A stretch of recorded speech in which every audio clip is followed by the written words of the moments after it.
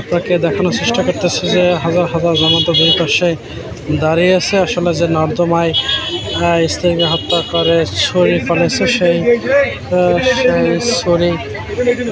ছুরি উদ্ধারের চেষ্টা চলমান রয়েছে।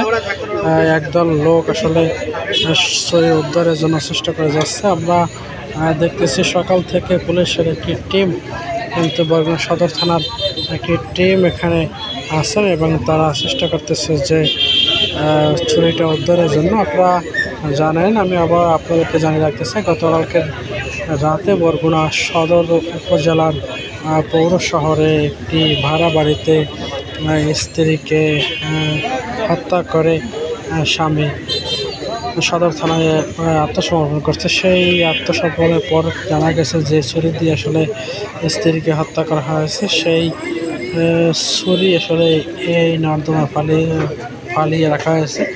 সেই ছুরি উদ্ধারের জন্য মূলত আসলে পুলিশের অভিযান সকাল থেকে আমরা বিভিন্ন নর্দমা খোঁজার দৃশ্য আপনাদেরকে আমাদের শেয়ার করতেছি। আমরা সরাসরি পুলিশের সেই অভিযানের সাথে আছে এবং আমরা দেখানোর চেষ্টা করতেছি যে কোন ছুরি দিয়ে আসলে পুলিশ উদ্ধার করতে পারে কিনা ছুরিটি, এবং কোন ছুরিটি দিয়ে আসলে সেই স্ত্রীকে হত্যা করেছে। সেই ছুরি উদ্ধারের জন্য যে পুলিশের অভিযান, সেই অভিযান কিন্তু অব্যাহত রয়েছে। আমরা দেখেছি গতকালকে রাতে সন্ধ্যার পরে আসলে স্ত্রীকে হত্যা করে স্বামী সদর থানায়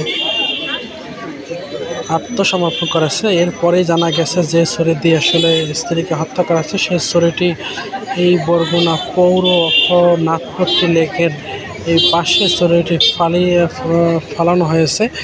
সেই ছুরিটি কিন্তু খোঁজার জন্য আজকে সকাল থেকে সেই নর্দমায় পুলিশের একটি টিম অভিযান চালাচ্ছে এবং অভিযান অব্যাহত রয়েছে। সেই দৃশ্য আপনাদের মাঝে আমরা দেখানোর চেষ্টা করতেছি। আমরা দেখাচ্ছি আপনাদেরকে যে পুলিশের যে একটি টিম হত্যাকাণ্ডের পর যে ছুরি খোঁজা হয়েছে সেই